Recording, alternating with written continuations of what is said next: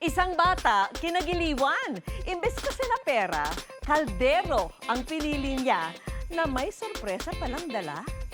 Mayroon tayong laruan, mayroon din tayong kaldero. Yun, ngayon ang gagawin mo lang, pipili ka lang, laruan o kaldero. Laruan o kaldero? Mahulaan niyo ba kung anong pipiliin ng batang ito?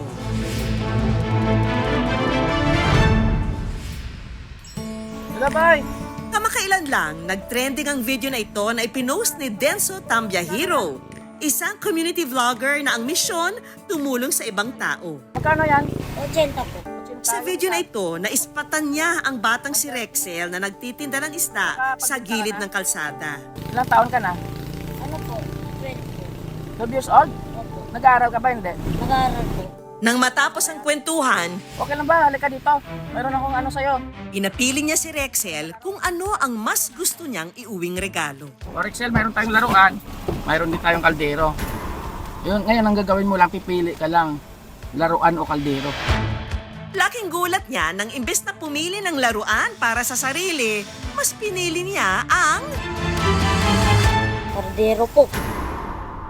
video ng isang bata, pinusuan. Imbes kasi na laruan, kaldero ang pinili niya. Ano kaya ang sorpresa nitong dala? Laruan o kaldero. Kordero po kasi po pag lulutuan ng ano po, kanin. Ganun.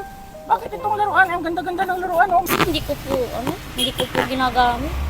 Yung laruan? Opo. Sige Rexel, kunin mo tong kaldero. Ang hindi alam ni Rexel, ang kalderong ito Po. Sige, oh. Congrats ha. Opo. Tingnan mo muna, baka may laman yan.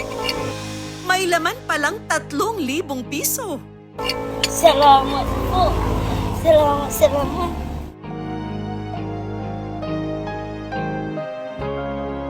Congrats Rexel, sa'yo yan. Ang kaldero at ang perang regalo, gaano nga ba kaimportante para kay Rexel? Yan ang sama-sama nating aalamin dito sa Good News. 12 taong gulang na si Rexel at kasalukuyang grade 7 student. Kung ang ibang bata ng araw, pagka-uwi sa eskwelahan ay maglalaro, si Rexel, gawaing bahay agad ang diretsyo. Nagliligpit, nag-iigib ng tubig, at nagluluto. Si Rexel, mabait na bata. Minsan, sabi niya sa akin, Uncle, sandali lang, sabi niya. Bakit to? Anong gagawin mo eh? Magluluto ako at saka magulas pa ako. Marami pa ako kasi gagawin sa bahay, sabi niya. Kaya naman nang pinapili, imbis na laruan, ang gamit sa bahay na kaldero ang mas nangibabaw dahil ito raw ang magagamit ng kanyang pamilya. At simula na nga nang kanya itong nakuha, naging kasangganan niya ito sa kusina. Mas mahalaga po yung kaldero. Dahil po yung laruan, pag nalaro na po, masisira agad po. Yung kaldero? Ano po, hindi po masisira. Nagagamit pa po na paglulutuan. Pero hindi lang pala sa gawaing bahay maasahan si Rexel. Wala rin kasi siyang pagdadalawang isip na tumulong sa mga magulang sa pagbebenta ng isda. Pag halimbawa nandiyan na yung paninda namin, Mama, sasama akong magtinda. Samahan ko po kayo, sabi niya. Kasi kung minsan wala akong kasama. Araw-araw, humahango ng isda ang mga magulang ni Rexel sa kanilang supplier sa Dagupan, saka ibinebenta ito sa kanilang lugar. Salmon! 130 na lang, salmon! Ang kaso, minsan pati ang pag-aaral ni Rexel, apektado. Minsan po, hindi po ako pumapasok dahil po tinutulungan ko po si Mama at Papa ko po. Kalati lang. Lahati. Gusto raw kasi ni Rexel na makarami ng kita ng pera, hindi lang para sa mga pangangailangan sa bahay, Salamat po! kundi para pambili rin ng gamot ng kanyang kuya na may sakit at pabalik-balik na sa ospital. May UTI po siya, hemorrhage, tapos mababa po yung hemoglobin niya. Yung kapatid ko po may sakit. Kaya naman, ang tulong na ibinigay sa kanya ng vlogger na si Denso, sagot daw sa kanyang dasal. Yung araw na po yun, nangangailangan po si Mama ko ng pambili ng gamot ng kuya ko. Sobrang natuwa po ako dahil may pambili po kaming gamot. Kaya naman ang good news, ang perang ibinigay sa kanya ni Denso, dinagdagan pa nang siya'y balikan ito. At simula raw nang i-post at mag-viral ang kanyang video, mas marami pang good Samaritan mula pa sa ibang bansa ang nagpaabot ng pinansyal na tulong. Ang mga ito, ginamit nila pambili ng gamot at pambayad sa ospital ng kanyang kuya na si Rexon. Nagpapasalamat ako kay Kuya Dinso dahil kung hindi niya po kami nakita, wala pong gamot si Kuya. At nagpapasalamat po rin ako sa mga tumulong at nagbigay ng mga perang pang pa-hospital. Ang sipag at pagmamahal sa pamilya, nakuha raw ni Rexel sa kanyang kuya.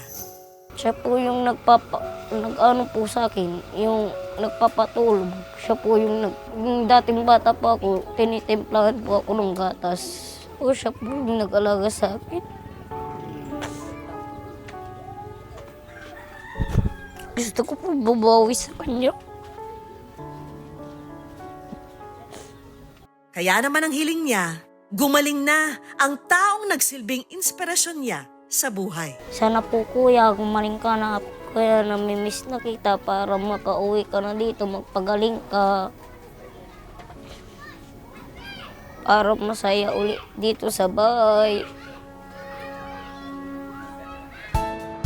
Kaya naman para makatulong kay Rexel, may handog din ng good news kung saan hindi na niya kailangang pumili. Nariyan ang kaunting financial assistance para sa kanyang kapatid na si Rexon. Panimulang grocery package para magkaroon ng bagong negosyo. At mga gamit pang eskwela para kay Rexel at sa kanyang mga kapatid. Magagamit ko po sa pag-aaral po. Unang-una po nagpapasalamat po kami sa Panginoon kasi may tumulong na naman po ulit sa amin. Saka ito ay dagdag puhunan. Maraming salamat po sa good news.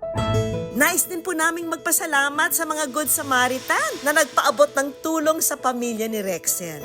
Dahil dyan, ang kanyang kuya nakalabas na sa ospital at muli nang nakakapasok sa eskwelahan at graduating na rin sa kursong Information Technology.